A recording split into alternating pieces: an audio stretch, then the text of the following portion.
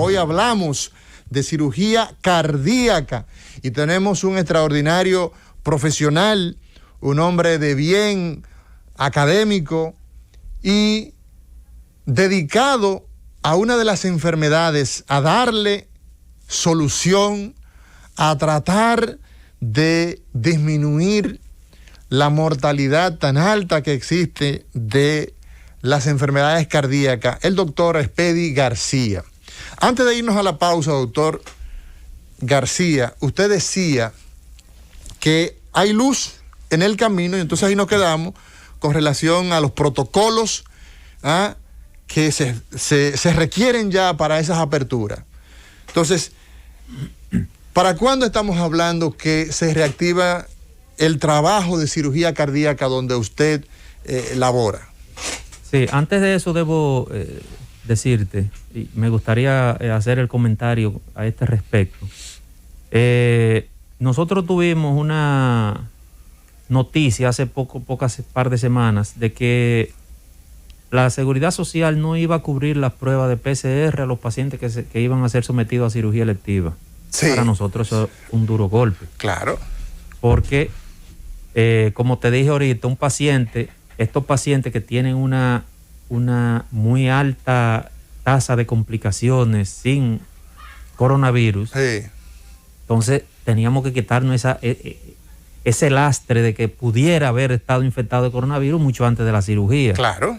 Entonces, para nosotros eso representaba un problema, pero gracias a las gestiones que realizaron las sociedades especializadas junto al Colegio Médico Dominicano, reuniéndose con el encargado de la CISALRIL, Sí, con el doctor Pedro Luis Castellanos, que fue muy receptivo, sí, hizo todo lo posible para llegar a un acuerdo y se llegó a un acuerdo. Que es lo que pasa cuando se dialoga de manera franca y abierta. y efectiva, exacto. Entonces se autorizó a que se hiciera la prueba de PCR a los pacientes que se van a ser sometidos a cirugía electiva y nosotros, por ende, estamos incluidos en ese aspecto. O sea que es una buena noticia el hecho Una de muy que buena noticia. dentro de los protocolos que existen para llevar a esos pacientes a una cirugía tan compleja como es la cirugía cardíaca, entonces ya las ARS, la Seguridad Social, vamos a llamarle así, la Seguridad Social ha decidido que cubrir. Están en cobertura. Así es. Entonces, ya pasado ese primer escollo, pues hemos ido completando los protocolos necesarios que hemos estado, fusionando de varias escuelas. Recuérdate que nosotros estamos ante un problema nuevo. Así es. No teníamos registro de esto antes de esta pandemia. Por lo tanto, lo que hemos hecho es la experiencia de cada quien, la experiencia de aquel, del otro, de los que más saben, de los que más tienen, de los que más han sufrido, la hemos ido adaptando a nuestro medio y hemos ya hecho los protocolos adecuados para reiniciar los servicios y ya prácticamente te puedo decir que en Secano la próxima semana vamos a tener cirugías cardíacas. Quizás no con la misma fluidez con que nosotros acostumbramos, porque tenemos que ahora que pasar por un proceso adaptativo. Tenemos que irnos, acomodando a la nueva situación, porque esta es una situación, como te comentaba, una situación nueva para nosotros y para todo el mundo. Así es. Al punto de que usted y yo hoy tenemos una deformidad de nuestra cara porque tenemos obligatoriamente que tener una mascarilla puesta. Sí, eso es. Entonces eso ha cambiado. Ahora nosotros vamos por la calle y todo le decimos a los demás, bienvenido a nuestro mundo. Nosotros pasamos el día entero con una mascarilla todo el día. Así mismo es. Entonces mucha gente pues ha tenido que aprender que este es el nuevo esquema en el que estamos obligados. Doctor, necesariamente. Pues como te decía, para dejar esa idea completa, la próxima semana empezaremos en Secano con los servicios de cirugía cardíaca.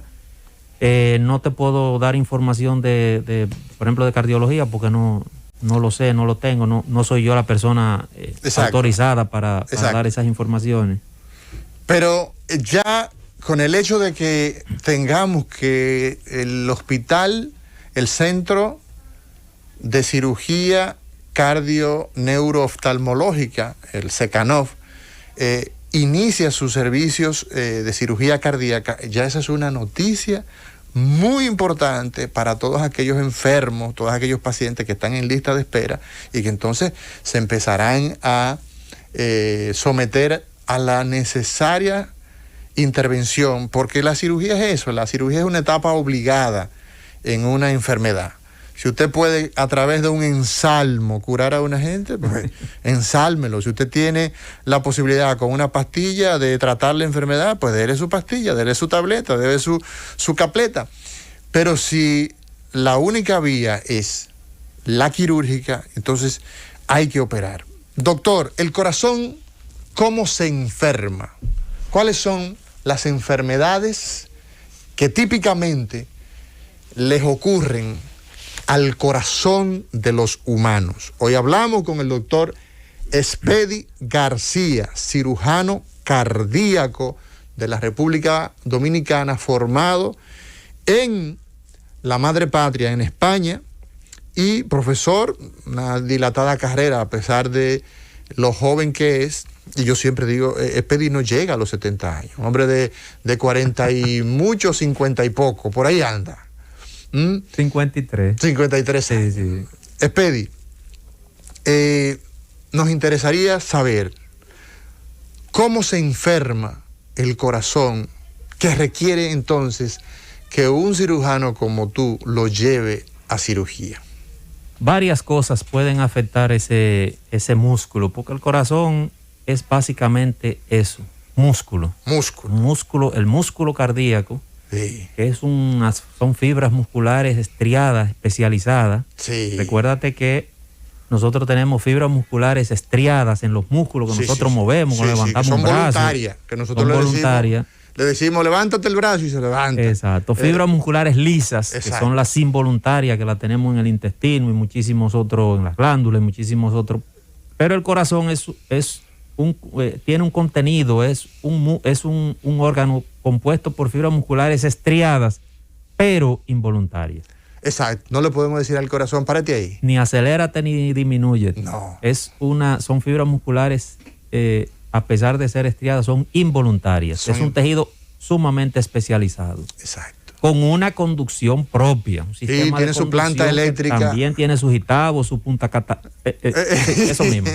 Entonces tiene unas características muy especiales. Entonces, tiene su propia irrigación como órgano noble, que tiene su propia irrigación. Entonces aquí viene una de las principales enfermedades que afecta el corazón, que es esa irrigación, esas arterias. La irrigación es lo que... La sangre que le llega al corazón. Exacto. Para él poder funcionar. Exactamente. Que son las primeras arterias que llegan que da la arteria aorta. La arteria aorta es la principal arteria del cuerpo, que lleva la sangre a todo el cuerpo. Exacto. Pero la primerita rama que da son las arterias coronarias, para el corazón. Para el corazón, exacto, para nutrir esa bomba. Exacto. Son dos coronarias, una derecha, una izquierda, dos troncos principales. Uh-huh. Y una de los problemas más comunes del corazón es la enfermedad de esas arterias coronarias. Ya te decía ahorita que de los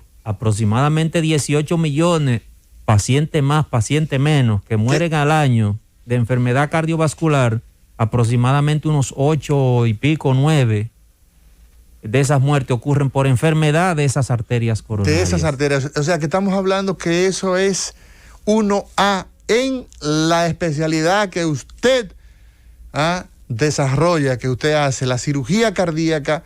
Ese es el día a día. La enfermedad arterial coronaria constituye uno de los pilares donde se fundamenta la cirugía cardíaca en la mejoría de los pacientes sintomáticos, de los pacientes enfermos por esta enfermedad. Entonces los cardiólogos tienen razón, porque hablan de que hay que alimentarse bien, de que hay que hacer ejercicio, porque esas arterias entonces... Correctamente, y fíjate que a pesar de todas las campañas de concientización que hacen los cardiólogos, de todo el esquema de educación, todavía seguimos con una alta proporción, una alta tasa de enfermedad cardiovascular por cardiopatía isquémica, que es el nombre que nosotros le hemos dado a la enfermedad que deriva de la enfermedad de las arterias coronarias. A ver si entendemos, doctor. Cuando el corazón empieza a latir, o sea, está latiendo, hay un momento en el cual la sangre sale del corazón la para sístole todo. cardíaca.